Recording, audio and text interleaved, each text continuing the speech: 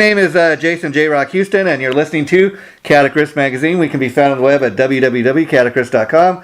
And our special guest tonight is Public Enemy lead singer Vince Thrill, and we'll be talking to Vince tonight about his Motley Crue Tribute band, of course, Public Enemy, his upcoming solo album, as well as the 30th anniversary of Motley Crue's landmark album, Dr. Feelgood. Welcome to the show once again, Vince. How you doing tonight?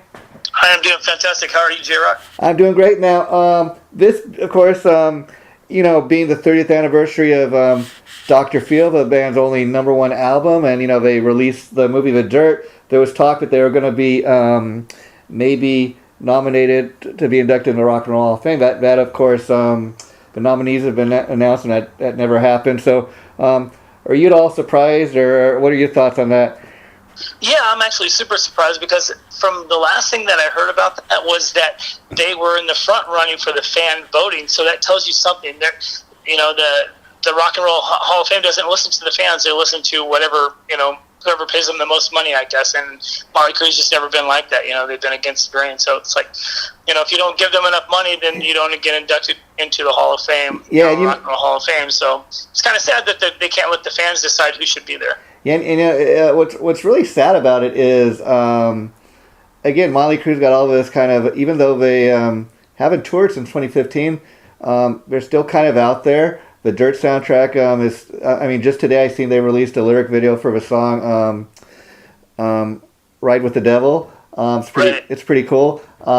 They released, I think, a video for Take Me to the Top. So they're still promoting that. And Nikki Sixx with his 6 a.m. band, they recently released a single. He's gone on record saying they're going to, for the time being, just release like a song at a time. And maybe when they get enough, they'll put a CD or something out. So, Motley Crue's kind of still out there, and I was really surprised with the success of the movie that they didn't get it on. Now, what's interesting, I don't know any more than you do, obviously, but there's been rumblings that something's going on with Motley Crue, because I think, first of all, they did think they'd get inducted. There's talk that maybe they do like some kind of one-off show or reunion show or something if they got inducted. There's rumblings that Vince has canceled some of his upcoming solo shows, and that something's going on with Motley, maybe a Las Vegas residency, and nobody really knows.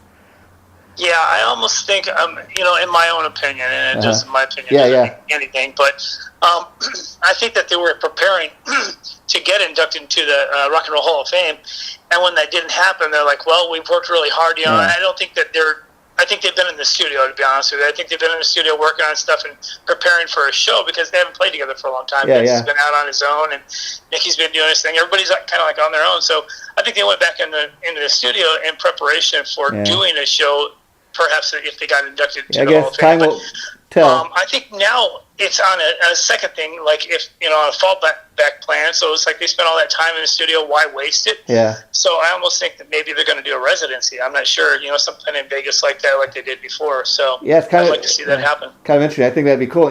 The one thing I think that was good about The Dirt is Nikki Sixx has been on record saying one of the main reasons the band stopped touring at the time is they kind of they weren't really as close as they used to be, and he was saying that since the movies come out and everything, they've kind of gotten a little more friendly with each other. So that's one cool thing, I guess, that's come out of that.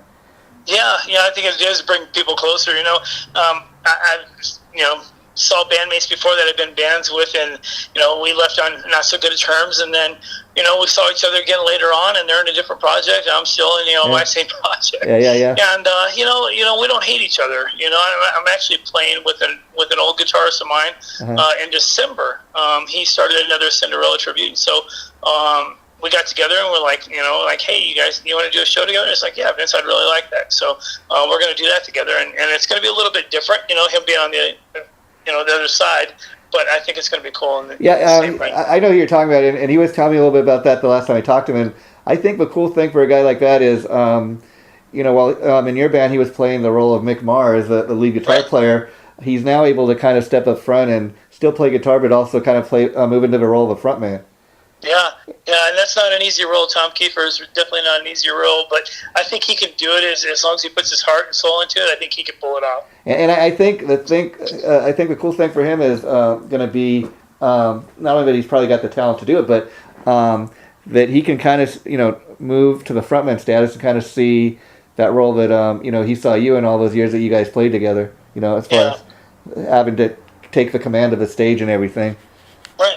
Yeah. And Tom Keither, he's and I think it's a pretty smart move doing like a Cinderella tribute, because for the simple fact, I can't think of anywhere where I've heard of a single Cinderella tribute. So he's going to have a market locked on that. And Tom Keither, I'll tell you, he's been one of my all-time favorite entertainer. I mean, the guy's a triple threat. He can play the guitar. He's a great songwriter. He can sing. I mean, I remember seeing Cinderella videos when they first came out, and man, it was like he was the lead guitar player. He in a way, to me, Tom Keither is Cinderella, if you know what I mean.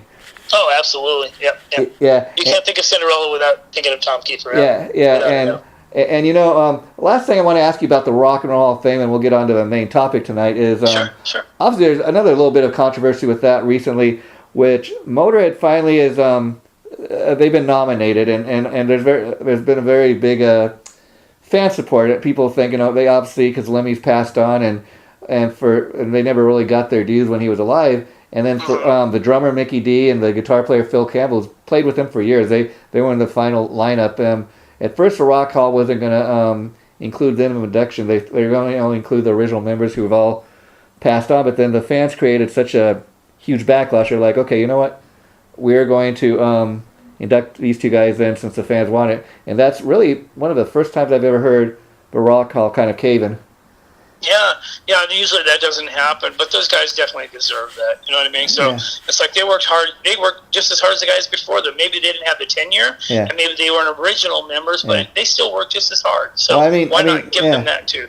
I mean, they have a tenure as far as in my eyes, because they played on more than like just one or two albums. They probably been playing with the last 15 or 20 years with Lemmy. So before he died, and they're kind of carrying the Motorhead flag, so to speak, but he's no longer here. Right. Yeah. And now let me ask you, Vince.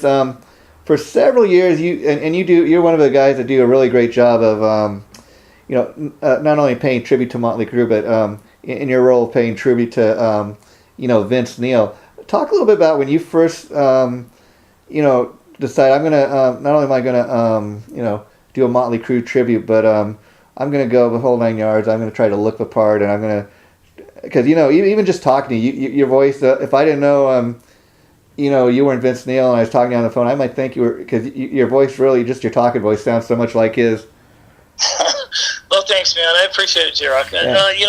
I guess when I started doing it, I figured, if I'm going to do a tribute band, I might as well go all out and make sure that the look is right, the sound is right. There are some bands out there that are portraying the look, but the sound isn't there. And that goes with any kind of tribute. Whether you're doing a Skid Row tribute, Motley Crue, Queensryche, whatever you're going to do, make sure if you're going to do it and you're going to call yourself a tribute band, you damn well better look like them and sound like them, as best as you can. It's really hard to mimic another person's voice, but, sometimes guys get lucky like me, and I just happen to sound like Vince, a lot of times. So, I don't know. I feel if you're going to do the tribute scene, you better look like them and you better sound like them, because a lot of times, when fans go to see these bands, they can go see a cover band and hear the same music, but to actually see a show from a professional tribute band is something entirely different. And I try and explain that to venues all the time. They're like, "Well, we can hire a cover band that can play Motley Crue music." I go, "Yeah, but it's not a show. You're talking about a few guys getting together and jamming. We do that all the time in rehearsal. You want to see that? Come to a rehearsal sometime." And you can see that. So. And but I would think the hard thing about like paying tribute to a band like Motley Crue is they were one band that was kind of like constantly. You look at how they looked on Too Fast for Love, and you look how they look on the back of Saints of Los Angeles, and every album cover had kind of a different look, and that was the cool thing about the band. They were always kind of evolving, not just in their image wise, but their music. Yeah, totally. It's with it, they tried to go with the flow of the times, and they tried to actually Motley Crue tried to be a little bit different than everybody else. So when they would find out a look that they liked, somebody else would kind of like imitate that look a little bit. So they would change their look again to try and keep fresh and create be new. And I think that was all Nicky's doing. Nicky's a mastermind. I don't care what anybody says about the guy. He is a mastermind. Not only is he a great frontman, bass player, but he is the mastermind behind Motley Crue. He makes things happen for that band. So that credit, I think that credit should go to Nicky as far as keeping them fresh and alive in everybody's minds. Yeah, I mean, could you imagine if when Nicky had overdosed, he had actually died and they not brought him back, and Motley Crue decided like we're going to carry on without Nicky. I mean, it just would not have been the same. It wouldn't have been the same, JROCK, and it wouldn't have lasted 35 years like it did. Yeah. It would have never happened without Nicky. Yeah. And talking about 30 years later, this is the 30th anniversary this year of Dr. Feelgood. Like I said, that was probably the landmark album. I mean, we can go back and, like you and I have done before, talk about Shout at the Devil and Too Fast for Love. But like I said, each of those albums kind of had a different sound. But for a lot of fans, when they hear the name Motley Crue, that's the album they point to, for a simple fact that as much as you and I may love Too Fast for Love or Shout at the Devil, everybody who hasn't heard, people who's not maybe as a diehard fan as you and I of Motley Crue, who hasn't heard of Dr. Feelgood? Who hasn't heard of, Same Old Situation or Just Want to Go Away, Just Go Away Mad, So there are so many good songs on that album. Yeah. Sticky Sweet, She Goes Down, Time for Change. I mean, Time for Change should have got a lot more recognition than what it did. That song is phenomenal. I've sung it a couple of times, and I'm just blown away that song never reached the status that it should have. It's funny you say that because, that's one thing I was going to bring up with you in this conversation. For example, Without You was kind of a big power ballad off this album. It was all over MTV. It was a big MTV hit. And I was kind of surprised they didn't follow it up with Time for Change, because those two songs, I guess because it was Tommy's love song to Heather Locklear, his wife at the time. To me, I don't know what it is. Time for Change, that's the better song to me. I don't know what it is. Yeah, it's a great song. People that have never even heard that song before, I sang it a couple times and at a couple different venues, and people are like, "Is that one of your songs?" I'm like, "No, that's not my song. That's Motley Crue from Feelgood album." They're like, "Are you sure?" I go, "Come on, trust me." I listened to the very last song on that track, and you'll find it. So they come back and they're like, "Vince, that is such a great song." I go, "I know. I don't know why it didn't ever take off." And I think it's because the label didn't push it. Yeah. For some reason. And they kicked the album off with like an instrumental track, TNT, Terror in Tinseltown. Right. That's great. And that's kind of an oddball track. It's a great way to kick the album off, but oddball in the sense. I think that might have been one of only 2 times they did an instrumental track, but it's a kind of interesting track, and that's another one that kind of I think people have forgotten, because just for the simple fact it's an instrumental track. Right. Yeah. When we play that song on our set, we actually do that instrumental track as a prelude to Feelgood. So people hear it and they're like, "Well, that's different," and people that are not true Crue heads like you and I would never recognize TNT, So. People hear it and they're like, where did that come from? It's like, it's on the album. And of course the title track, that's track 2, Dr. Feelgood. Who hasn't heard that? I mean, I remember the first time I seen the music video, premiere on MTV back in the day when they actually still played music videos, but it was so over the top. I mean, you had the flames, you had the burning building, the band was so in your face. So Motley Crue. That was like, and it's funny that it's actually a song Nikki Sixx wrote about. People may not even have a clue about this. Dr. Feelgood was supposedly a drug dealer that I guess he encountered at one time or another. Right. Yeah. And that's right. Just think having a hit about a drug dealer, but again, this I think the reason people point to this album is that's a thing that Nikki was always a great songwriter. But I really do think the songwriting really progressed to the next level on this album. And I think I know the reason behind that, JROCK, is because they were clean. If you recall, that's like, they got clean in '89, and so Nicky's head was clear. He was writing good music. He was writing good lyrics. I mean, everything was coming together at that point because he was working with a clear head. And it's funny because not only was this the first time they were all off of dope and they're all clean and everything and sober, but as a result of that, this is the first and only #1 album in the band's history, and this is also not only the only #1 album, first clean and sober album. This would be the final album with the original lineup until like 1997. Right. Yeah. and it's kind of, just as a fan, why would you think when you had that kind of success, you would all of a sudden want to blow it up? Yeah, I don't know. It's kind of strange. I think they get to the point, of when you work with somebody for so long, you're kind of, get on each other's nerves. Yeah, you can't handle each other anymore. And so you need that little break. I mean, like some relationships are like that, You're with somebody for so long, you just need a break, and people break up or whatever for whatever reason. But I think bands go through. I mean, I definitely know from being in bands that they go through the same turmoil as regular relationships. You're together so much. I mean, I spend a ton of time with my band members now because we're always rehearsing. If we're not rehearsing, we're at a gig, and if we're not at a gig, then we're on the phone with each other. So it's like relationships can go sour really quick. Now, Vince, refresh my memory. Last time I interviewed you a few months ago about the Dirt movie. We'd also talked. You were in another besides Public Enemy. Number one, you were also in another cover band. What was the name of that band? Hammerhead. Hammerhead, and are you still doing that? Yeah, we actually put it on the back burner for a little bit, just because I totally tore Public Enemy apart and said, what, I'm going to start over from ground zero. And I was playing in the band with a couple of guys that are currently in Public Enemy, and we were doing a couple of Motley Crue tunes, and then I noticed how well these guys were playing these songs, and I'm like, you guys are really good at doing the Motley Crue stuff. Would you be interested in putting Public Enemy back together? And they were like, they jumped at the opportunity. They're like, yeah, let's do that. That would be so much fun. And so I said, okay, well, let's get together and let's try and work on some of the material and see how it goes. And so I wanted to give those guys more time to learn the Motley material. Cool. Trying to, with a cover band, you have 50 songs set list. So I wanted them to step away from that. If we're going to concentrate on Public Enemy, let's do that. And then, once we get that tight, then we can go back to Hammerhead. And recently, within the last week or two, we've been in talks with one of our old guitarists on putting this band back together and maybe mixing it with another band that's out here. Oh, wow. Whose drummer is very interested. So the twist on this whole plot is that it would be a male and female fronted band. So half of the set list I would be doing it, and half of it she would be doing it.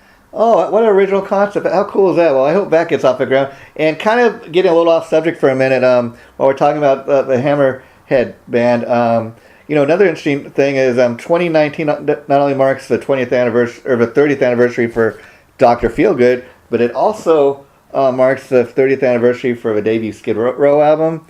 And the very first Warren album. And I know you covered some of the Skid Row material. What was that like to cover? Oh, it's great, man. It's like the stuff that I like is like I Remember You, Gone Wild, and 18 in Life, and I don't know. Skid Row has so much great material that I have even thought about. Well, I'm still pondering at some point of putting a Skid Row tribute together. So that kind of was a thought in my mind, but I'm so busy with everything else. With this, with Public Enemy, Hammerhead, and then doing my solo stuff that I'm like inundating myself. Yeah. I mean, it would be kind of cool if you could do even a one-off show. I was thinking, 30 years of Skid Row, 30 years of Warrant, 30 years of, Dr. Feelgood. Kind of picking select tunes from each band or from each album. That'd be kind of cool. That's a fantastic idea. Have you ever? I assume you've covered Warren and stuff. I've done. Of course, Cherry Pie. I've seen in the world, but that one and Uncle Tom's Cabin and stuff like that I've covered before. So I saw Red. I've done all that old Warren stuff before too. So it's definitely could be done. Yeah, I mean it's amazing. I mean people. People kind of, used to rag on Janie Lane for that Cherry Pie song, but I mean, now that he's no longer here, the guy's definitely left a huge legacy behind, Oh, absolutely. Yeah, and he hated that song, Yeah. He was saying that he was known as the Cherry Pie guy. So, but if you get rich and famous from it, who cares? I'd be known as the Turd Pie guy if that meant that I was going to become famous and never have to work a regular job again. Yeah, and the kind of interesting thing about that is. On those first three Warren albums, especially Dirty Ron, Stinking Rich, and Cherry Pie, those are the two classic albums everybody kind of points to. Janie was the primary songwriter. I think he wrote almost all the songs. And when he kind of fell off the wagon and he was no longer in the band, he allowed the other guys to kind of reform a band and get together and kind of continue to perform his tunes. And even after all these years that he's passed on, Warren still continues to create new music, which is great with their new singer Robert Mason. But if you go see Warren live, the bulk of the stuff they're playing is the Janie Lane era stuff. Oh, absolutely. Yeah. Everybody remembers that. Yeah, and you know, because that guy was such a hit maker like Nicky. You know, people go to Warren show. That's what they expect to see. Right. Yeah. Yep. Yeah. And now, Robert does a good job at it. He does a good job at Janie Lane stuff. But you know, in the end, it's not Janie Lane, and it's hard. You're never going to be able to replace that guy. So I think, and from what I understand, the reason people kind of accepted Robert all these years is because actually him and Janie were friends, and I guess when he kind of fallen out the wagon and the band had kind of thrown him out of the band, you know, before he went back and tried one more time.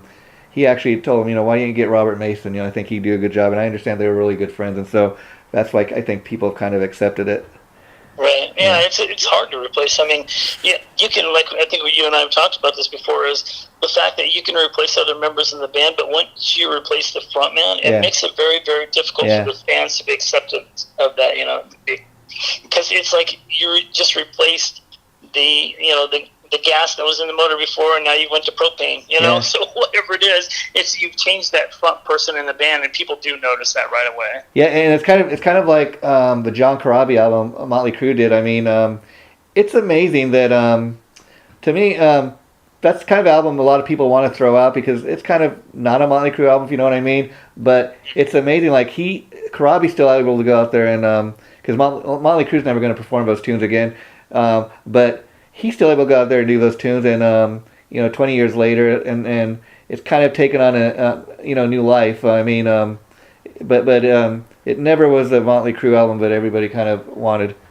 No, I mean, and you know, when you do something with the same band for 13, 14 years, and then you change that vocalist, and the vocals are totally different, the sound is totally different from what people are used to hearing. It's going to change the total dynamics of the band, and the fans, I mean, if they liked what was happening before, that big of change is probably not good, and they found that out the hard way. Yeah.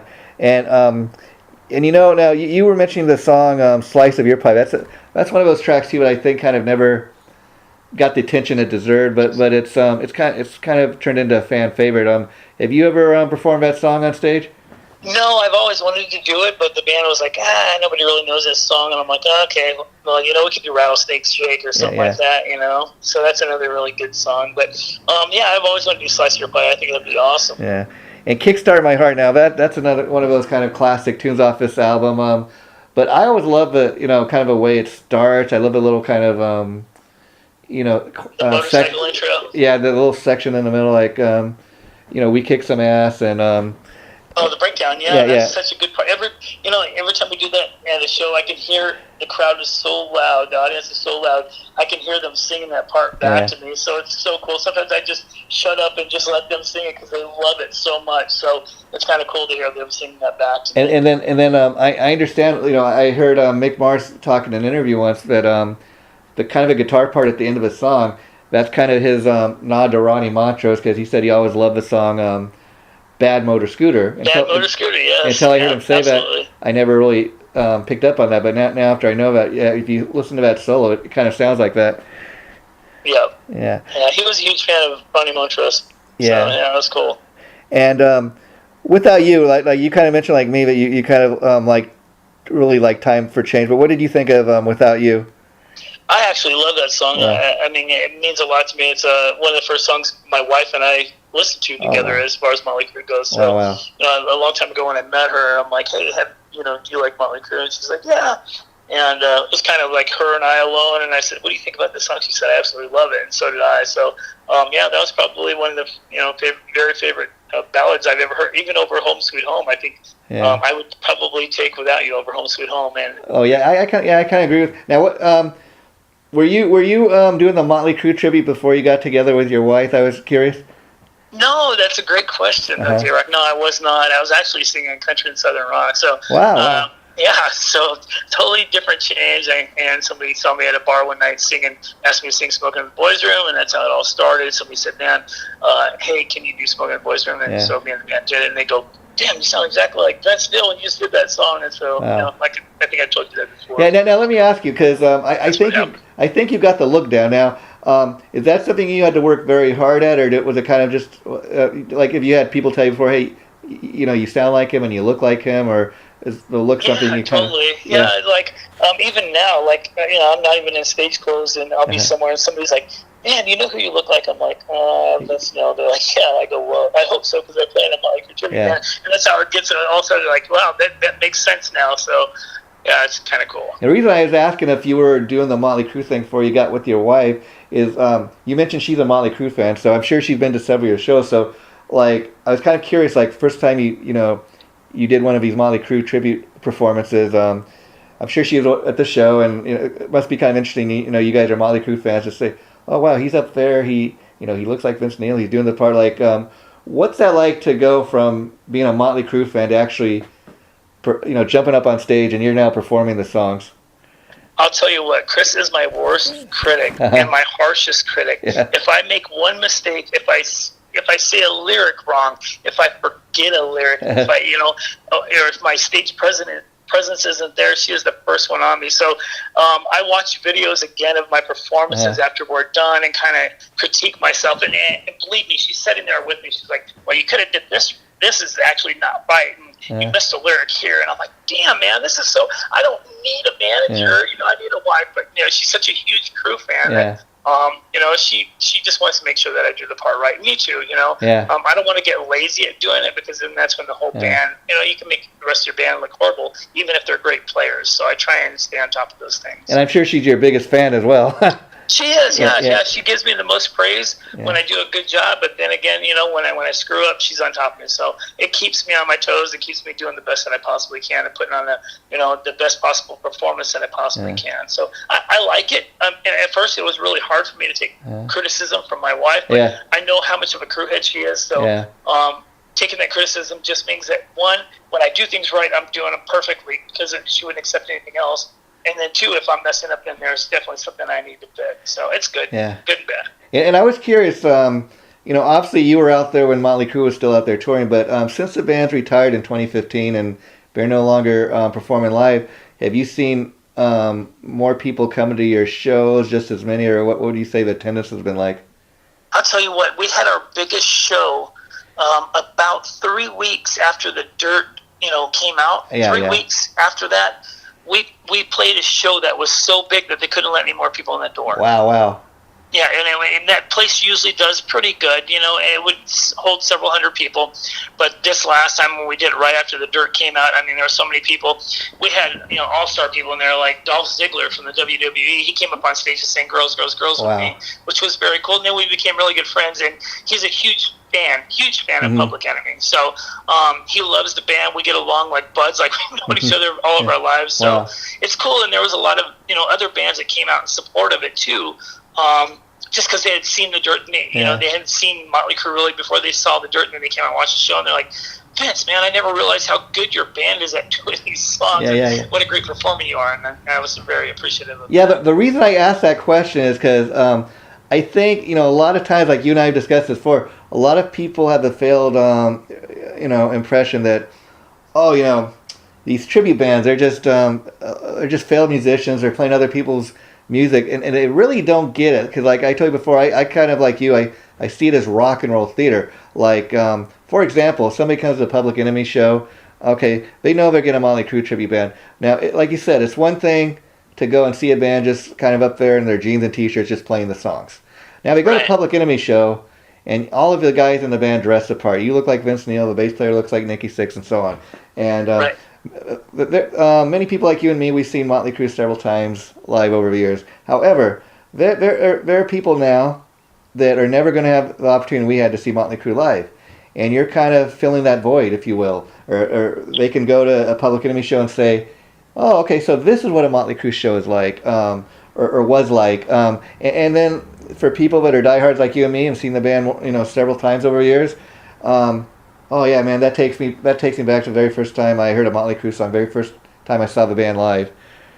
Yeah, totally. And then, the thing about it is like at our shows, our set list is getting so big that we do some stuff that Motley Crue has never done on stage. They've never performed it live. It was just on the album. We're doing songs that are people are like, wow, man, Motley Crue never did that, but you guys are doing that. And I'm like, because we love the music. I mean, not only are we performers or musicians or whatever, we're huge fans. Everybody in the everybody in the band are huge fans of Motley Crue. And so it's kind of cool to get to perform those songs that we went and seen in concert. We went and see Motley Crue in concert, but we never got to see them perform. So we only got to listen to it on the CD. To actually see a band and hear a band perform those songs is amazing. And I've had people come to me after the show and go, Vince, that was incredible, man. You did some songs that we had never heard, and we've been to every Motley Crue concert before. Yeah, I mean, I think you and I were talking about this before. Like, for example, we were talking about the song "Rock and Roll Junkie." That's always been That's always been a song I really loved, but like kind of really was underrated. And even when you and I were talking about it, as diehard of a fan as you were telling me, I thought that was actually a Vince Neil track because it was on a movie he was in, Ford Fairlane, on the soundtrack. Yeah, Ford Fairlane. But like if you go back to Decade of Decadence, that's one of the new songs on that album. And and they also had a song like called Angela. I liked Anarchy. I thought they did a great cover of that. So they have a lot of like great little, kind of B-side tunes that never really got much love. No, that's true. And, sometimes when we're messing around in rehearsal, like we'll do Elvis Presley, some Elvis Presley songs, and then I'll sing them like Motley Crue would sing them. Yeah. And so we're like, man, maybe we should throw that in sometimes just to throw the fans off. They'd be like, well, did Motley Crue really do that song? They don't know, So because it sounds like it would be Motley Crue, they didn't do it, like Dion the Wonder and stuff like that, would sound very, very, it sounds very Motley-ish. Yeah. So it'd be something like you would guess that they covered, but they really didn't. But of course, being the diehard, like Motley. Being the diehard you are, Vince, you probably know like me that speaking of Elvis Presley, they did cover an Elvis tune on Girls, of course, the live version of Jailhouse Rock. Jailhouse Rock, absolutely. Now, have you ever thrown that into the set to kind of? No, I think we were talking about it. We went into discussions before about it. And I think we even maybe played it a couple times at rehearsal, but, unless you're a true Crue fan, and everybody in the band at that time was not, so they were like, I don't really want to play it. It's like a 50 song. But I'm like, it was a Motley Crue song, a Motley Crue cover, just like, I don't know, whatever, Anarchy in the UK. Yeah. I mean, that's not a Motley Crue song, but we're still playing that, so I don't see what the difference is to me. Yeah, and another song I love off this album is She Goes Down. Oh, great song. Yeah. And and you the zipper part is my favorite part of that song. Yeah. The opening. Wow. Now, I always thought it would be cool if they could have made a video for that. I don't know why they didn't, but and another track I really like is Don't Go Away Mad. Oh yeah, that is probably one of the absolute funnest songs for me to play because I get to sing and play guitar on it. Yeah, wow. So it makes it a lot of fun to be able to play the guitar through the whole entire thing and be able to sing it at the same time. So that's a lot of fun for me. And I just love the kind of the irony of the title and everything. And it's kind of funny because I go back to when that video first premiered on MTV back in the day. And you couldn't tell at the time, but, after the fact, after they broke up with, Vince initially, you watch that video years later and it kind of almost looks like the breakup of the band. Yeah, no, it does. Yeah, because the video throwing the instruments, and you would definitely think it's a breakup of the band. Yeah. And now, in reference to the Dirt, we were talking a little bit about that earlier. Now, last time I talked to you, you were mentioning that you were getting ready to perform the Dirt. I was wondering how that went over, as far as the song. Yeah, we do All Bad Things. We actually performed that in Idaho. We just we came back from Idaho on Saturday night. We were there for 2 shows, and in Chubbuck or Pocatello, Idaho, and we did All Bad Things, and it was pretty cool. A lot of fans didn't know what it was, but some did, so it was kind of cool. No, what I was asking is that's cool. That's a cool song, but have you ever played the Dirt song live? No, we haven't done the Dirt yet. Just because that rapping part in there is very, very tough. So we were having our drummer focus on learning piano parts for Home Sweet Home. Oh, okay. First. Oh, cool. So he's been working on that. But yes, the Dirt is in the set list. We just haven't performed it yet. Yeah. And, it's interesting, like we were talking about what a great, kind of frontman, leader, songwriter Nikki Sixx is.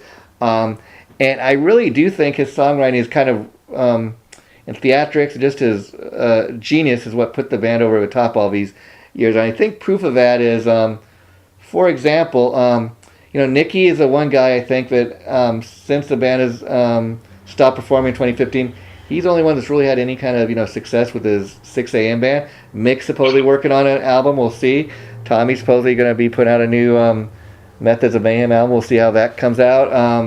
And it's interesting because if you look at that first Vince Neil solo album, Exposed, that's the most kind of Motley-like album. And I think part of the reason, because the guys in his band at the time, and he had some kind of guys he was writing with.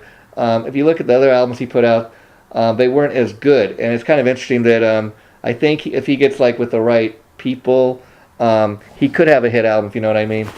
Yeah, and I just, as we're in the talks of Motley, I just saw the other day that they posted that they were talking during the talks or something like that. And, I'm still, that's got me wondering, because the picture that they posted, or that I think it's Nikki that probably runs that page, the picture that was posted was from Sola days.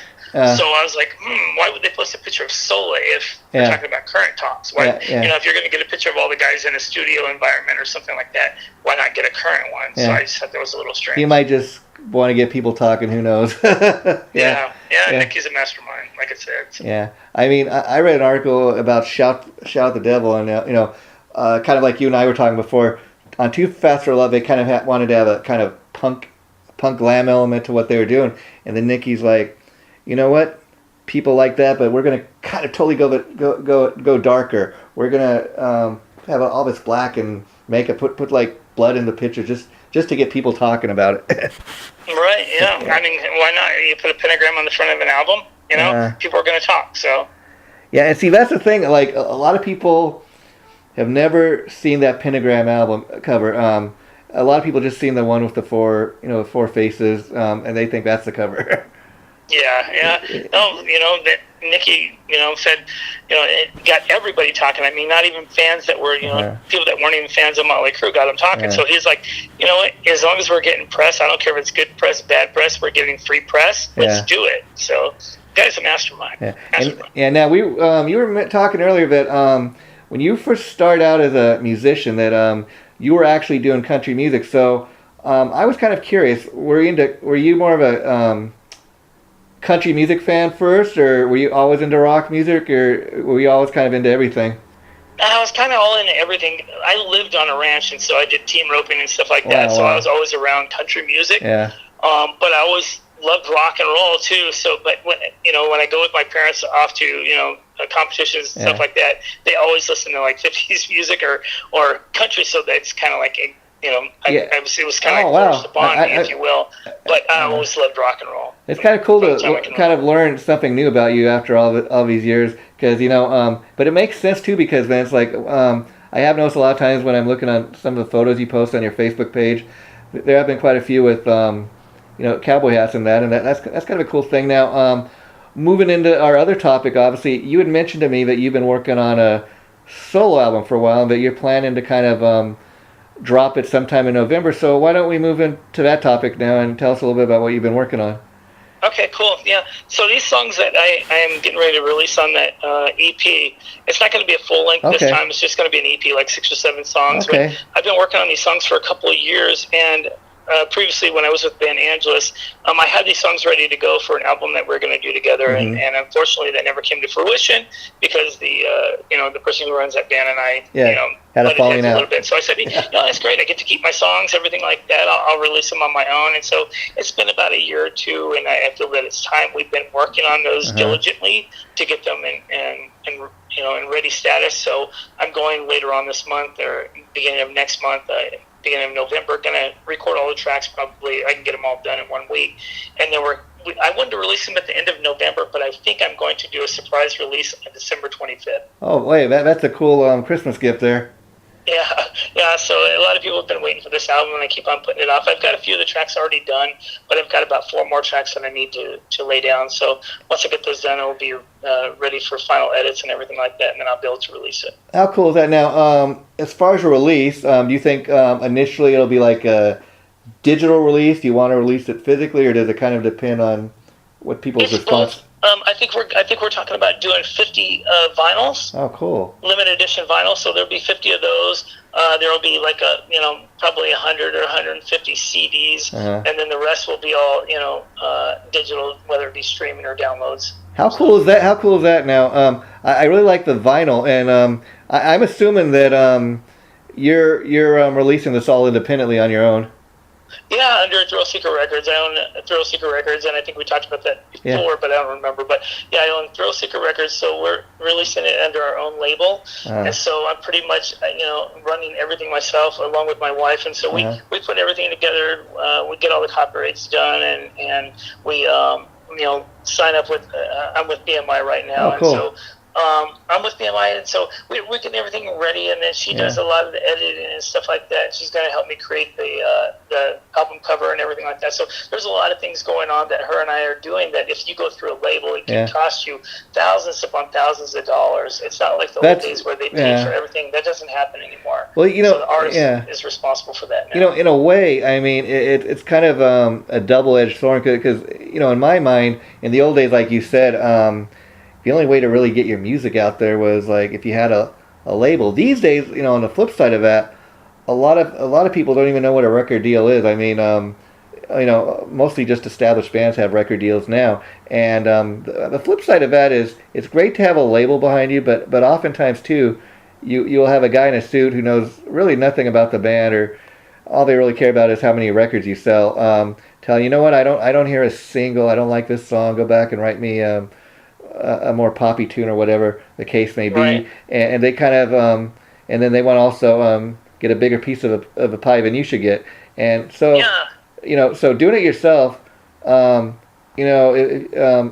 it sells it all the money goes back into your pockets as it should. Right. Yeah. Yeah, and the thing about it is you have more control, like you just said, over your music. So if there's something I don't like or something I do like, even if the label is to tell me no, we don't want this song on there, I'll be like, it's mine. So I make the decisions on where it goes, and if it flips, or flops or whatever, it doesn't matter. I mean, I'm still okay with whatever decision I decide to make. And if it takes off, great. I mean, I've had a couple of bigger labels actually look at my stuff later on, recently that I've released, and so they really like it. But there again, there's a lot of stuff that goes into that people don't understand. That it costs thousands and thousands of dollars to just join a label now. Yeah, I mean, a great example of that is I don't know if you've ever heard of the band Creedence Clearwater Revival, but the main guy, the singer-songwriter John Fogerty, he wrote a ton of hits, like Proud Mary, Down on the Corner, Fortunate Son, and you'd think that the band would be making millions of dollars off of his stuff because they've had nothing but hits, but it was actually for several years the guy that owned the record company, he was getting the bulk of the money, and even when the band split and the singer John Fogerty kind of went solo for several years because he wasn't making any money off of his own hit songs, he just refused to play the tunes, and he finally, after all these years, got the rights back to his songs. It's just it's just awful when bands kind of get ripped off their own music. Yeah. I mean, Motley went through that same thing. That's why they had Motley Records. Yeah. It's because their music was being stolen, and so it's like, they had no control over the music, so they made the deal and said, we want our music back. And so they were really, that's Nicky's doing. Nicky worked very, very hard at getting that whole deal taken care of. And so I think the rest of the members of Motley should really be thanking him to this day that they still own that music. Yeah, even Def Leppard's another band that kind of went through a similar thing, and so like recently they re-released a lot of their older stuff. They re-recorded everything, and that's how they were able to get back the rights to their songs. They just re-recorded everything and re-released it. Yeah, that's smart. Yeah, digitally. And now let me ask you, Vince. Obviously, you're known for doing the Motley Tribute thing, but with the solo album, like, is there a little more freedom, like where we might get a great rock anthem, we might get a country song, we might get a power ballad? You are get out of my mind, because that's exactly what I was just going to talk to you about. Like, when you listen to this album that I'm going to release, it's a mix of several different genres. And that's what it should be. So you're going to hear like some rock influences. Yeah. You might hear a little bit of southern rock influences. You might even hear a little bit of jazz influences. Wow. So it's really a wide variety, you know. When you hear this album, you're going to go, damn, you're going from like one thing to another. You might hear like a song like If Rock Is What You Need. That's a rock anthem, right? And then you're going to go hear another song where you're going, well, that kind of sounds folkish. You know what I mean? It might have a little bit of folkish tendencies to it. Yeah. And then you'll hear something else, and you're going to go, well, damn, that sounds like country. So it's like all over the place. And so when I got with the guys to record some of this stuff, they're like, where are you going with this? I said, to the top, you know? Let's go to the top. Let's not even worry about where we're going. I don't care about a genre. I don't care anything like that.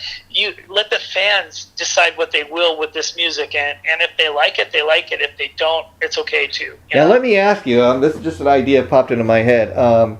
Because you are known for doing the Motley thing, have you ever given any thought that, okay, the solo stuff is going to be all original tunes, but maybe I'll cover a Motley song, throw a Motley song in there, or you want to just keep it totally original?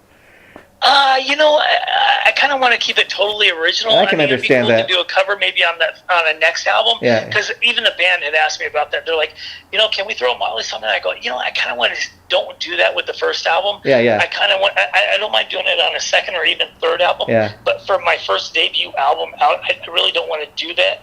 I want people to get to judge for themselves whether they like it or not based upon somebody else's music. I hear you. You know what I mean? I hear you. That's totally fresh. Now, what was it like, after all these years of, doing these Motley Tribute shows, getting in the studio and actually kind of putting down your own original music that you wrote and you created? That has to be a great feeling, kind of finally get the chance to, because a lot of these guys in tribute bands, they do that. Like, I know this guy, Swan Montgomery from a Led Zeppelin tribute band out here, and he's released some solo stuff, and it's kind of like you. It's kind of his opportunity to kind of get his original stuff out there. And it's got to be a great feeling kind of finally get your original music out there for your fans to hear.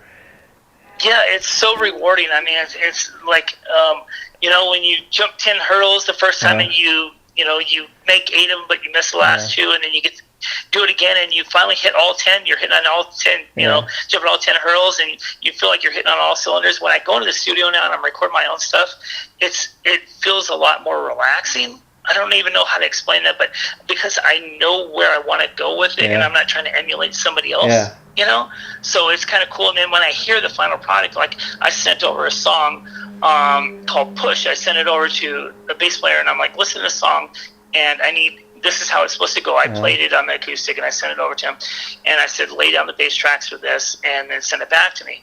And not only did he lay down the bass track, but he also laid down the drum tracks too, and sent it back to me, and I was just flabbergasted. I knew that's exactly what I wanted it to sound like. So working with somebody like of that caliber that can kind of pick my brain and see where I'm going with it was very, very cool. So I got with my guitarist from Hammerhead, Greg Davis, and I said, Greg, throw me some guitar leads and stuff in there. Show me what you can do with this. And then he added those things, and JROCK, it sounds phenomenal. Wow. I mean, it was exactly what I was looking for. Now, I heard your song because you posted it already. If Rock Is What You Need, you posted a while ago. Now, that to my ears is a great sounding rock anthem. What has been the response to that so far? Oh, it's done really, really good. Actually, that'll be that's the title track for this upcoming album. Oh, cool. I know it's been out for a little over a year, but I haven't been pushing it or anything too much because I really wanted to release it with the album. So even though I released it as a single, it'll be on the album along with 5 other songs plus a hidden song. So I'm not going to say a word about it, but it's a great, great, great song. Oh, cool. Now I was kind of going to ask, but you already answered this. If you recorded all the tracks yourself, or if you actually had a band. Now, obviously, you said you had a band. Now, would you have different guys come on different tracks, or how did that work? Yeah, I've worked with a couple different artists here in Arizona, where I live, and so it's kind of cool getting to work with other people because everybody has different ideas of how they would like to add some flash or flair to the song to change it up and make it sound different. But I think the last 3 or 4 songs are going to be mainly composed of myself and then a couple other band members in Hammerhead. So we're going to finish those things up together. But the first 3 or 4 songs I wrote with other musicians here, but I think the other 3 or 4 songs I'll be writing with the rest of the guys in Hammerhead. And now the song we were talking about, If Rock Is What You Need, that's a great sounding anthem. My question is, like, how new of a song is that? As far as like, is that a song that you've had kind of laying around for years? And one reason I ask is because if so, it's still a great tune. And I love like a lot of times when you'll hear somebody put out an album and you find out, oh, that's a tune I wrote like 10 years ago, but it still sounds just as great, even though it's 10 years old. Yeah. I think if the song is good, JROCK, it can stand the test of time. Yeah, so, true. If the song is good enough and you release it, I don't know, a year or two ago, if you release it 10 years ago, and then you re-release it and people still want to hear it, that tells you it's a great song. And I think that If Rock Is What You Need is one of those songs. And the reason I ask is it's often interesting to find stuff like that. Oh, that's a song I wrote 10 years ago. But then you put it on an album with other, like another 8 or 9 tunes, let's say, and they sound, all the songs on that album, they sound like they belong, if you know what I mean, together. Yeah, exactly. Yeah. And I think that this album, once you hear it, it's got a couple ballads on there because I'm known as like a ballad singer for some reason. But a couple of songs on there are ballads, and I think they're like, in my opinion, and in my opinion only, I think they're probably just as good as Home Sweet Home or Without You. So I think I've really got a good chance with those songs taking off and doing really well. Well, it's kind of interesting that back in the 80s and stuff, when you and I were, growing up, so to speak, and getting into music, that's what was popping at the time. I mean, just look at even today, all these years later, you look at late night TV, they're advertising all these great power ballad compilation albums, Home Sweet Home, I Saw Red Heaven, Don't Know What You Have Till It's Gone. Right, there's so many. Firehouse had quite a few, and other bands like that, Warren had a few, so you're right. I mean, if you've got a good, strong power ballad, it can do very well. I mean, you forget, Vince, back in the day, like, even talking around, 1989 when Dr. Feelgood came out, that's usually what they do. Like, they would kick the album off with a great rock tune, like, let's say Dr. Feelgood, that'd be the first single, and then you'd follow it up with, maybe the power ballad. Because I think if you've got a really strong, heavy rockin' song, and then you add a ballad in there, I mean, not everybody's going to be as fortunate as some other bands are to make sure every song on the album is a hit.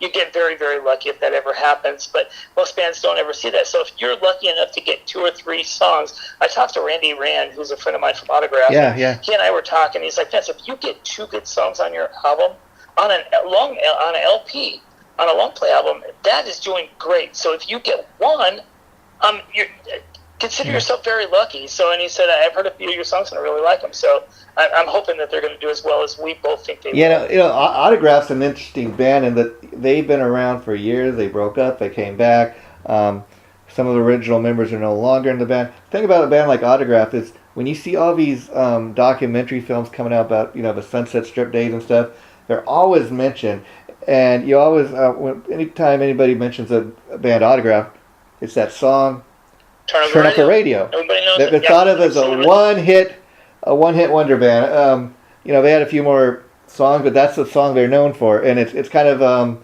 sad because the band's still out there. They're putting new music out there, and there's a lot of people have never heard of a band Autograph, but then a lot of people, Turn Up the Radio. That's the song they did.